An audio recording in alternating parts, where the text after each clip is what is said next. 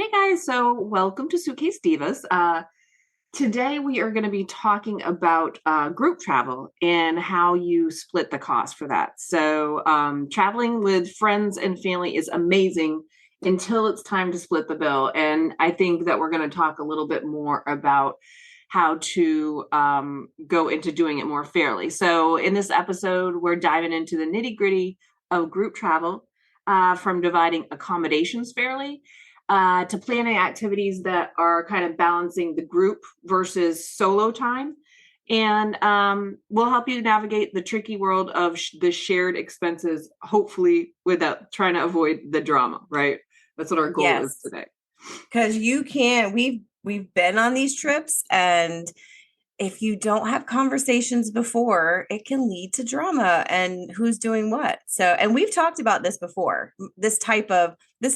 This topic has come up in multiple conversations about how do you split it up, where do you split it up, and what are you splitting up, that Yeah. kind of And thing. I think what the biggest takeaway here is going to be is communication is key. It's always going into it with an clear understanding of who's paying for what and who's sleeping where and how you're structuring that breakdown. So we're And going what to are talk your about. expectations as a traveler, as someone who's spending the money? Like if I'm forking over money, I have a certain expectation of how I've spent that money. So it's very interesting when we were doing research for this, the different things that we found Yeah. with our own experiences as well.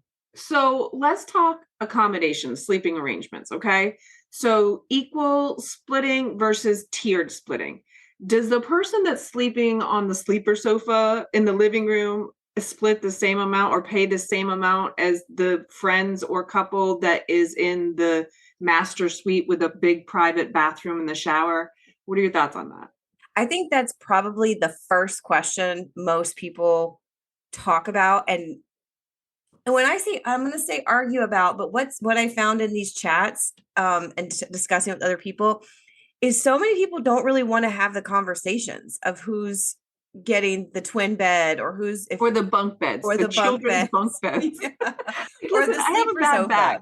I'm not paying the same for a bunk bed that I know that I'm probably going to right? be cracked out in by the second night. And I mean, I need at this point in my life, Miss D is not sleeping on a bunk bed. I'm just telling you that. I will say there, I like how you said at your point in your life right now, because there are plenty of times where I've gone on group trips, especially with kids. Like if I've gone with other moms and we've Yeah. taken our kids, I'm Hmm. like, I'll take the sleeper sofa or I'll take the twin, or we've even taken air mattresses. And I'm like, yeah, I'm bringing a good air mattress. I'll sleep on that. And this price has been split evenly. However, now I want a bed. It depends on the length of the trip, but I really do Exactly. want a Right. bed. And I always had no problem if we were doing it with each family got a room. We had no problem if there was only one bed and our kids would sleep on the sleeper sofa. Or Right. the air Oh, that's mattress. another thing that came up was when you're traveling with family, and let's say they got a big Airbnb or a big cabin or something like that. The families, and there's 5 rooms, but there's 6 family members. This isn't counting like their offspring. So you've got like mom and dad in one room, and then you've got the married siblings in the other room, and then you have one single sibling. A lot of things I read is that single sibling usually gets stuck to the sleeper sofa while the kids might get a room. The grandkids, the younger kids might get a room, Right. instead of putting that single adult sibling in their own room and letting the kids sleep on the sleeper sofa. I saw that a lot in the Reddit threads when I was looking up See, some in of this that stuff. situation, I think the adult should get his own room, Absolutely. the adult sibling, because kids kids can sleep anywhere, They honestly. do. And Yeah. in their little bodies, they get the damn sleeper sofa. The bar in the back Right. is not my friend. But And I will so, say, oh, sorry, go ahead. no, I'm just saying I would give precedent over, but I will say if we're in a room and you want two rooms out of that house, and because you want your husband and wife to sleep together and then you want your kids in a separate room, you should have to pay twice as much than me Absolutely. fitting all my two children in my room on a sleeper sofa. I mean, I don't know why I keep calling it a sleeper sofa. It's always an air mattress. It's that kind you plug in and Right. it's a Yeah. decent sleeping setup. And my kids were always fine. And sometimes the closet would be big enough that they had their own little kind of fort type of deal. Like Right. we've done, try to make it fun or whatever, but the point is, I'm not paying the same amount if all my children are in one room and you've taken up two of the rooms in the house. You know what I mean? Absolutely. So it's interesting because some of the ways that you divide, if you have a 5 bedroom house, you're dividing by the bedrooms. But if you have a 5 bedroom house, say with a loft, and someone is expected to sleep in that loft, are you then splitting it by person? Are you then that person just doesn't like, then I think you have to take into consideration a different style of split. Right. And that should be a discussion you have up front before you Absolutely. take the trip. Because, like my friend, my bestie Tony, he always wants his own room and his own bathroom. And he makes really good money. So he doesn't have a problem with paying, like, he's one person in a room, but he wants his own room and he doesn't mind splitting it per room because he wants that extra space for himself. Right. And we've always had that understanding up front, you know? I agree with that. My next question, talking about accommodations, would be splitting up the rooms, because usually there's always the master and then there's one that has like 4 beds in it or 3 beds, whatever. It's got like a queen and a bunk bed or something. How do you decide who gets the master? And then also to follow up with that, does the planner slash organizer of this entire trip get first dibs on the room? Like what? That's another In my friend group, the conversation. answer is no. I do not. But what we have done in the past, usually when we have a girl, our college besties, a group of 6 of us ladies, and so we always try to get a 3 bedroom. Now, we do, just to be mindful, in the past, we've tried to be like, okay, you guys got the master suite last time. So this time somebody else gets it. And we've had to draw straws too. We've even drawn straws for who rooms with who, as not to have to be like, I don't want a room with her. No, I don't want a room with her. You know what I mean? Like we're all friends. And at the end of the day, you're just sleeping in a bed for whatever amount of time. Right. My only requirement there is I'll sleep with whichever of my lovely friends I get the name of, but I do want a bed. I don't think that the sleeper sofa person in the living room that does not have their own bathroom, that does not have their own privacy, should have to pay the same amount as somebody that has a legit bed and bathroom and shower at their disposal. You know, Right. That um, there is a lot that goes into figuring out um the who gets to bed, who's paying for what, which is why honestly most of the time I prefer a hotel. I really would rather we block rooms in a hotel. We put that way everybody has beds, there's a bathroom. I just I it, think that what takes the fun out of that a little bit is, at least in an Airbnb or in a house, you have that common living room where you can watch movies or play games late night. I did like that. Like when we went to the beach, we had the 3 bedroom condo. It was perfect because everybody had their own bed. Everybody got their own bed. Um, and it was nice to have the kitchen in the living room where we played board games and cards, and we had that bonding time. And I think that it takes away in a hotel. But if you're it depends on what you're trying to get out of that trip. That was right. our girls' trip retreat where we were doing And it like, was at the beach, which you do have a lot more downtime. And you're not going out and about as much. I totally get that. so I think that depends on, what you're looking to get out of the trip too, Yep. I And it's hard totally for get us to justify not getting the discount at the Marriott's, but we have the Marriott villas and stuff too. So we're kind of extra yeah. spoiled. But And I think that might be some of it too, is like, if I'm going to be paying this much for a room in an Airbnb that one would have to potentially clean up, which not that I'm messy, I do clean up, but I like the perks of a hotel. yeah, somebody I coming can in and making the go bed and down and get breakfast, mhm. coffee.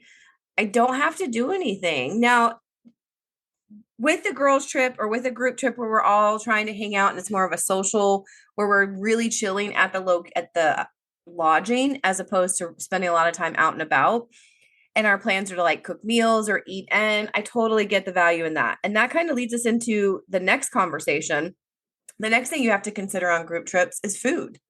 If you're at an Airbnb, and you're cooking, how are you splitting groceries? If you do go out to dinner and you have a large group, how are you splitting that bill? Are you splitting it evenly? Are you doing single checks? But here's the kicker with that.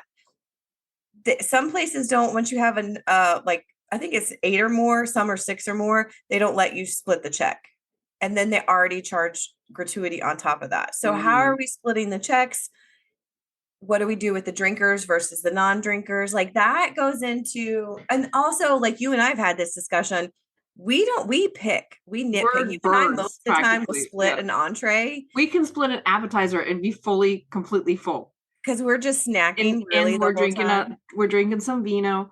So this has definitely been a point of contention when I've gone on to trips because of that same thing. Some of my friends are really foodies and they want to get an appetizer and they want to get the meals and then they want to get dessert and then they want to, you know what I mean? Like that's a lot of layers of food that I don't want anything to do with. Like, you know what I mean? Like I don't eat a lot of food and I'm not really a foodie. So for me, when it was the six of us and they've all had appetizers and the main dishes and the desserts and stuff like that, and I've had like a salad and my glass of wine. It's like the Friends episode. Oh, yes. She's like, I'll have a side salad on whatever that they're having, and thank you. And she's like, and what else? She's like, you can just put it right here. But she's like, I don't think you guys understand that we don't make as much money as you, or we're not as invested in food as you. You know what I mean? Like if Right. all you're interested in is having a dessert and a glass of wine, whereas the other person has an appetizer and a meal and a dessert, that person that just had a piece of pie and a glass of wine definitely shouldn't be splitting equally with what everybody else at the table got, you know? I agree. So I've had to bring that up in my friend group, and my friend group has been amazing about it. And they're like, we totally agree because we see that you eat like a bird, and we're over here noshing on our lasagna, and we're still going to get the cheesecake. So, you know, they do realize that we have very different eating habits. My friend group has been great about it, but I do know that it's a point of contention within a lot of other group parties. You know, have you had Yeah. it come up where you are with a group? Not particularly where it was such a habit, but honestly, I don't go out a ton where we're in such large groups that I can't get a split bill. Or I can't go up and pay at the bar or something like that. I can't say, hey, can I have my bill on the side or something like that. But what makes it awkward for me is if we're at a group setting and the server comes up to ask split check and we hadn't had that conversation, I don't want to answer it. That I Mm. hesitate to answer You're it ostriching at because, that point. well, I can't speak for the whole group. I don't feel comfortable. I'm fine with a group check and us set if I'm with a group of people I know and I'm comfortable with, because and which is usually how it is. I'm assuming we're all on the same page and I trust my friends for us to settle up. And often it's like, okay, I grab dinner tonight, you grab it tomorrow kind of thing if we're out and about. But that can bite you in the ass too, because you have a big dinner one night and I'm with you. I don't like to eat unless I'm going somewhere where food is like when we went to Hawaii, I ate everywhere I could because I was experienced. I'm not a foodie, but I like food.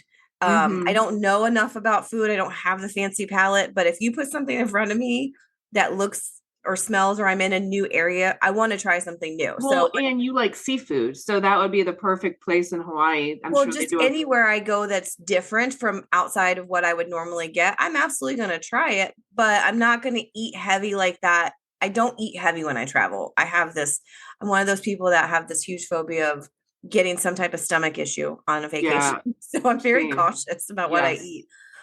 And I'm not a Or huge branch outer. You know this about yeah, me. you're not, and I am. So there are times where like we'll go out. I would rather go out one night and then just splurge on dinner and figure out like try all the things of the area that we're in.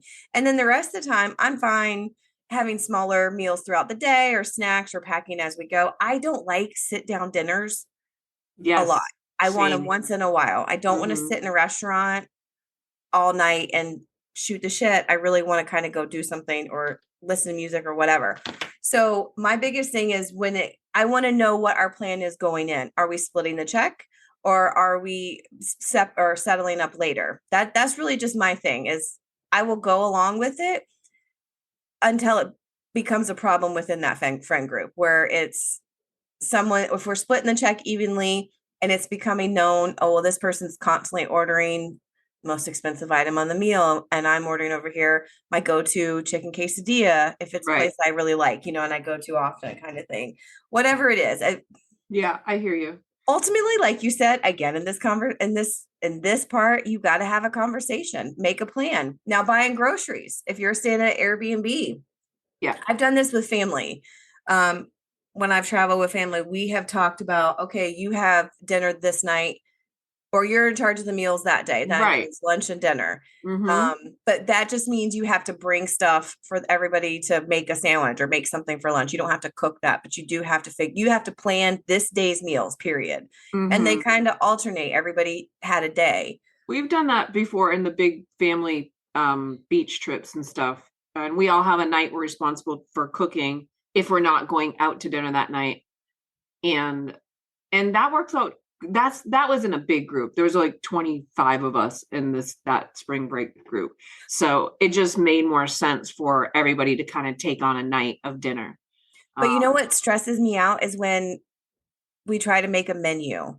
When we were planning the beach trip in October and everybody wanted to plan the menu, like we're having this night for dinner, we're having this night for dinner. So we got to bring this seasoning, we got to bring this and that. Let's try to bring XYZ from home so we don't have to buy it at the grocery store. right. We bring the bare necessities. Like we will bring our bread, maybe some, and actually now that the kids are older, we don't travel with them as often. We rarely pack anything except for what we already have in our house that we might want, and then we just grocery shop when we're there. I don't want to have to Cart meal back and prep forth. at this Yeah. point. That stressed me out. I was like, guys, I really don't care what we eat, because if it comes down to it, I will eat some ramen and a sandwich if we're sitting out at the hotel or at the Airbnb drinking and playing games. I'm good. Give me some chips and salsa. I Yeah. don't want to have to work that hard to go on Well, vacation. yeah, absolutely. But I understand it. I'm totally on board with you there. And I think that as long as you're having discussions about what the expectations are going into the trip, because there's been some people that are like, I'm not cooking for a group of 25 on that night. I'll have it catered in and I'll pay for it or whatever, but I don't want to cook. And then that's your choice too. That no worries. Absolutely. Yep. I would rather, I don't mind doing the cooking for one night. That's not a big deal. But when you are going out to restaurants and trying to figure all that all out, we came across an amazing app when we were just doing our research. And what is that app called, Cheryl? Splitwise. And Splitwise. I had never heard of this, but It's fabulous. right. So Denise and I pulled and created a mock trip just to see what it was like. I put in some expenses, she put in some expenses. So we were able to create the trip, and on our dashboard it shows just that trip. And so obviously if we had more, it would show different trips or family groups. That's the other thing it had, was family groups, but this is for trip purposes. We created the trip and I threw in some expenses and who was paying, how the split was, are we splitting it evenly, who paid it, and then she threw in some so that I could see what it looked like. This app told us, okay, so and so, like Denise paid this, so you owe her this. And then if I Yeah, had it keeps paid, track of everything for right? you. And we added a third person just so we could see, because obviously two is easy to figure out. But we did add a third person just to see what it was. And it said what the split would be like three ways. So we could even take that and say, okay, don't split this evenly, give us like 20% to the third person, because they may have not ordered drinks that night and we want to take that off if it was a drinking event or whatever. So I really like that you were able to do that. And then there was a settle button. So you can hit the settle up to show so and so is settled up with And you XYZ. can even take pictures of your receipts. Like if Yes. you Now that was on the pro version. So the free version lets you do what we were just talking about, creating the group, adding your people, yeah. and everybody can add the expenses and how they're split. For I think it was like $40 for the year. You can Or can you do it monthly or it's only a you year? can do monthly. It was $4.99, I think, a month. But if you are someone who travels a lot or goes out with groups or has a family and you want to keep track, I would check into it, because to me, if I'm paying three or 4 months, it's just worth it for me to pay that one time so I don't forget to not renew every month if I don't need Right. it. Yeah, no, But I get you. if you do get the pro version, you do get to upload your receipts, which honestly, that right there is huge. So while you're at Yeah. the restaurant, you already have this group trip set up in your app. You just open the app, add the expense, scan it right there. You don't have to worry about losing it. I was just telling Denise, I still have not entered in our receipts from our last Divas trip from January. They're still in a Yeah. Oh, Ziploc we went to bag Podfest. on, I actually think they're in my coat pocket that I wore on that trip. I don't think I've even taken them out, but this way I could easily do that. But you get unlimited expenses. What else does it have? We don't need that one. Charts and graphs, receipts was the biggest thing, itemization. What else do you get? There's some other new features, but Yeah, so I'm definitely loving check this out app. Splitwise, guys. It's worth checking into if you do group outings with food and lodging and any of that good stuff. So definitely check that Yeah. out. All right, so we talked about like splitting rooms and splitting meals and how does that work? But what about time? We've previously talked about different types of travelers, those that just like to kind of take it slower, either they're morning people and they're up and going, or they're night people or whatever, or they want a group activity or they just want to sit back and relax. So when you're planning a group trip and you're planning your time and your activities, how are we splitting that? Are you allowing time for solo? Or are you expecting everybody to do everything together? I think when you're on vacation, you should be able to do what as much as you want together. And if you want some downtime, like this is going to be an I keep talking about our upcoming trip to Napa. But so some people want to do like a mud bath, and you would not pay me to sit inside a mud bath. So, but there's other things at the spa I want to do. But if that was something that they just wanted to do, and I just wanted to like buy a bottle of wine and overlook, just sit outside and enjoy whatever with my book. I think it should be whatever you want to do. It should never be mandatory. And not to mention, the other thing was that was like $270 for this mud bath. And I think that's such a waste of money. I'd rather be buying wine, bottles of wine with that money, like that's my priority. We're in Napa. I'd much rather spend my extra funds or my vacation funds on a wine tasting versus sitting in a mud bath. So I think you should definitely be allowed to do both. I don't think anything should be mandatory, and because then it's just not as you don't have the freedom to do what you want to do on vacation, and it's not going to be the best vacation you could have. I agree. I think when you're planning a group vacation or a group getaway, you should plan for your own downtime or not have the expectation that everybody's together. I think when it's a specific style of trip, whether it's like take a bridal party, for example, if you're going Mm-hmm. away for a bridal weekend, bachelorette party, there's expectations that is a group outing. And you're However, there to support the bride. So you correct. really need to go along with what she But wants to even do in for the that most part. instance, before you plan those activities, and I say this to the planners of the group as part of, I like to be the planner of activities like that. You've Yeah. got to make sure the activities you're planning, especially if you're expecting everybody to participate, you're staying within everybody's budget. You need to know upfront what the expectations are of what people are willing to spend. Because usually, if it's some type of like wedding celebration or birthday celebration, you're covering somebody else's cost as well.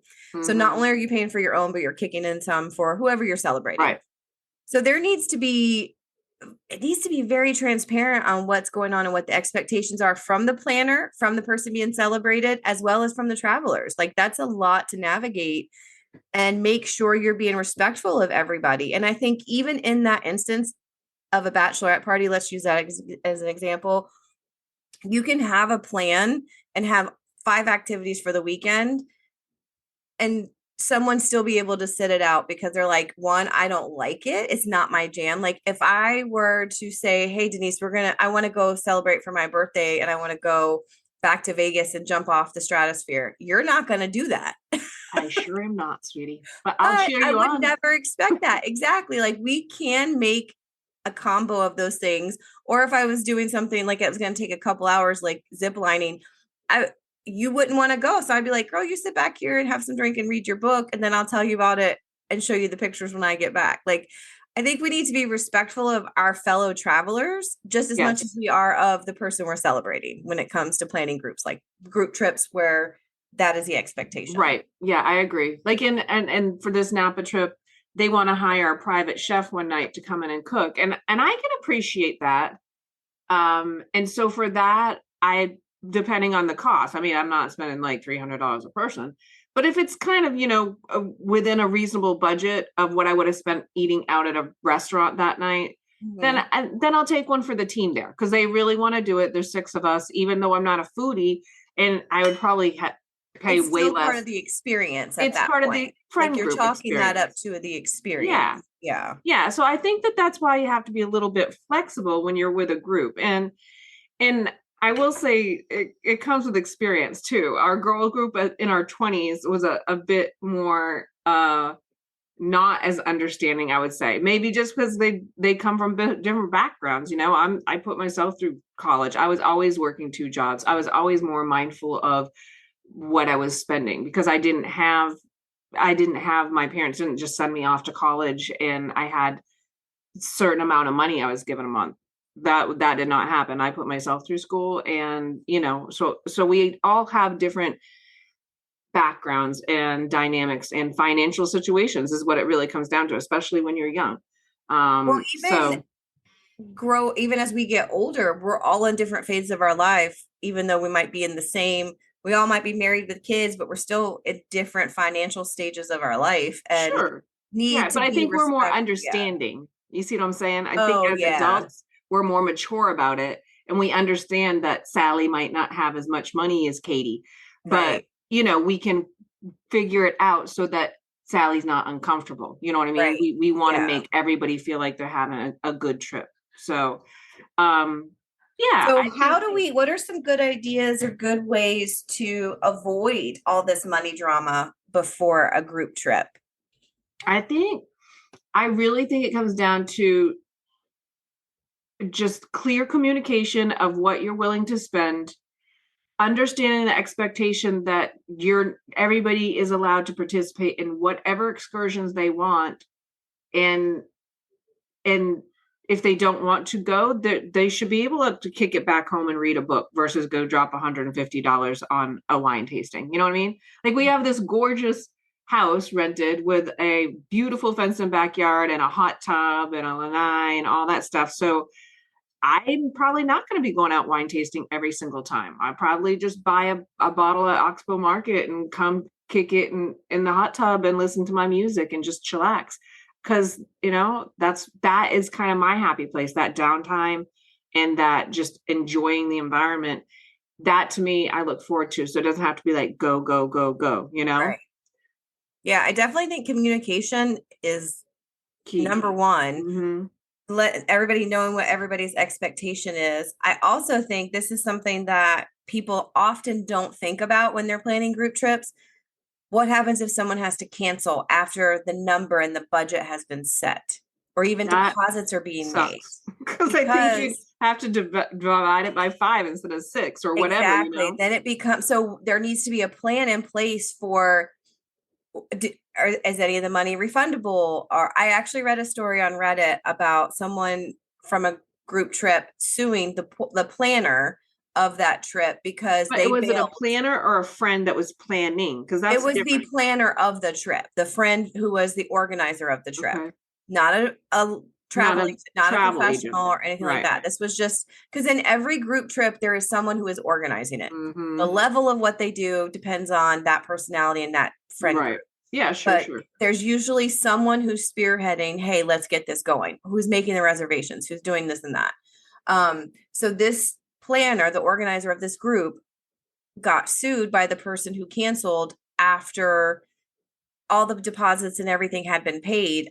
It was almost, I think, at the final payment towards, so they were that close to leaving and they couldn't get the money back because everything had been paid for I And think you are responsible as somebody going on the trip. You shouldn't be able to just wash your hands of all the money. I mean, I guess it depends on the situation. it depends on when you cancel and how far along in the planning are we. How Right. And what's the reason for canceling? If it's that you got another better offer, then I think you should be held accountable. If your mom died or something like that, there was a death in the family where you or you had to lost, be. yeah. Because I think this particular one, I don't remember, because I read a couple. One lady had lost her job and she had tried, and then she was just like, I can't. But this one, the one that sued, I know why. It was a group. Oh, and this is something I don't recommend. And this is why I recommend, if you are trying to put a large group together, reach out to a professional planner, a travel agent, Yes. or a travel concierge or a travel organizer, because they have the tools to keep the personal out of this. But these two ladies decided they do a yearly trip and they wanted to make it a women's trip. So they advertised it in like their local chat group, whatever they were in, Facebook. They had some connection, but they didn't personally know these people. They ended up, say, with 10 people going. As they were going through the stages, it ended up being 6. And some of the things that they had scheduled, they had originally planned for, they had to scale back as people dropped off. Okay. So at right before near departure time, I mean, I don't know, I don't remember how far apart it was from them leaving. The lady who wanted to cancel, let's call her Karen. Not that I know that she was being a Karen, but I'm just saying that because so anyway, Let's call her Karen. she said, there's I thought there would be more going on this trip and you didn't do X, Y, and Z. You, instead of getting this house, you got this house. Well, they scaled back the house because they scaled back the people. And they were transparent about this throughout this. Going through all of this, they had paid all of it at this point. I believe everything had been paid for pretty much. And she's like, I want the money back. And you can't really do that. You can't really get that because that lady, the planner, would have been paying out of pocket because everything had been paid for at this point. Yeah. And So at that point, I think that's on Karen. Unless if so, the girl that lost what her I'm job, saying, hold did on. she try No, to this get wasn't somebody in else? here. That was a different one. This one who is suing, this is why I want to be clear about when you're planning a group like this, especially with people that you don't know them super well, Right. because I wouldn't do that, first of all. she said you broke the contract. This was the key word. This is what you originally said in your email, in your Facebook post, whatever it was. She said, this is what you said we were going to do. And throughout, let's say it took them 6 months to plan this. Throughout the 6 months, these 3 things changed. That's why you broke this contract. And I'm suing you for it because you won't give me the money. First, that wasn't a contract. Yeah. This lady isn't a travel agent, right? She's just a friend No, in the she group. is just she's just like somebody out there who said, let me put this group together. So I'm just forewarning people. I had never heard of this. The headline on Reddit drew me in because I'm like, oh, who is suing somebody from a group trip and what did that entail? And I don't think she can legally do that. who knows? I mean, you can sue for anything, but whether she'll win is neither here nor there. But just to prevent that type of thing, cover yourself, guys. It's a CYA moment. Be careful about how you're wording things. Be careful where you're advertising this stuff, and make sure you're being super transparent and keeping everything documented. That's what I'm looking for. But anyway, that was just my little warning, and like, hey, seek out help. There are people out there like Denise There's and I. travel professionals out Yes, there travel that do this professionals for a that do living. that. I was shocked when I read that one. That one, I actually saved that one because I'm like, oh, I'm going to go back and read the whole comments. I read some of the comments. I didn't get a chance to read them all, but I thought that was interesting. What do you think about having a designated money person? That was one of the things suggested in a group setting like that. We've never done that. I've never done that either. That seems weird. I actually saw a TikTok the other day, and maybe it's because I've been researching this and looking up stories, but it was a guy saying, my wife and her friends have a shared bank account where they all put in a certain amount of money. They just drop things in here and there, and they use it for trips. They use it for each other's birthdays. So if they have to buy a gift or they're going out A dinner. horribly bad idea. As long as you have an understanding going into it, We always joke that we're going to have a compound someday. Right, but we've never talked about the finance part of it, which this makes me think. But this guy was like, he thought it was genius. He says, first of all, he was like, my wife has a bank account with 5 other women. I don't remember how many there were. And then in the comments, it was like 50-50, like, oh, this is a sisterhood. They're amazing. They've established this. They've made each other priorities. And then there were others in here like, those are more of the legal and the financial professionals, like, guys, this is a nightmare, please don't do this. And it was just very Yeah, that interesting. is interesting. Yeah, so I thought having that in there, like, are there groups out, this is a good question, hey listeners, do you know, or are you part of groups that have a shared friend, either bank account, or you This is a bizarre concept. I want to know who out there, what besties have a shared bank account out there. yeah. And has it ever caused any kind of drama with one friend maybe buying something out of the Yeah, group who that not gets to everybody make the approved of? purchases, right? Like, Right. That's a crazy dynamic but concept. the way he was describing it was beautiful, because he's like, if they have a friend that has a milestone, they just automatically know they can send her flowers from that account. If they have someone pass away in their family, they automatically know they can send that. Someone's taking care of that. He was like all for it. He was like, I was surprised, but also, man, my wife's got some good people in her life. And I'm like, I could see how that could go both ways. right? That's how I was It's a feeling. slippery slope. I was like, I don't know but then, like you said, we joke about creating a compound and living on it with our group of friends. And we've never even thought about the financial, because honestly, we probably all just be like, either we're cooking or we're ordering in, and someone's going to take over. That's funny though, but I just thought it was interesting. I don't So, know anybody. I don't know any of my friend girls that have like a joint bank account. Um, me either. it is an interesting concept. So let us Yeah. know if you guys have got that situation going on, then we want to hear about it and how's it working out. Also, let us know what your thoughts are on planning group trips and how you split everything up. How are you splitting up the rooms and the cost of the room and who gets what room? How are you planning your activities? Are you expecting the group to participate in all, or hey, we're putting this agenda together. If you come, you come. How are you putting your group trips together? Let us know. Yeah, absolutely. That is about all we have for today. Just again, I think the big key takeaway is go into it with open communication. You know what I mean? The communication's key.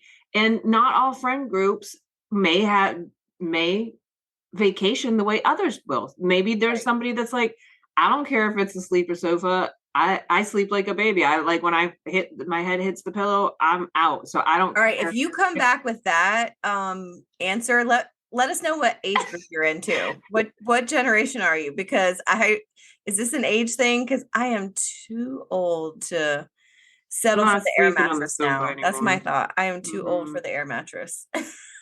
And too Yes. fluffy, because And check out Splitwise, guys. Check out Splitwise, the app. They've got a free version, and let us know if you've been using it and how you like it. So yeah, the group travel can be amazing. You just have to have clear communication of what you're getting out of the trip ahead of time, and that will cut back on the drama. So we hope that you found this episode helpful. Um, and I think that's going to do it for today. Happy traveling, guys. bye guys.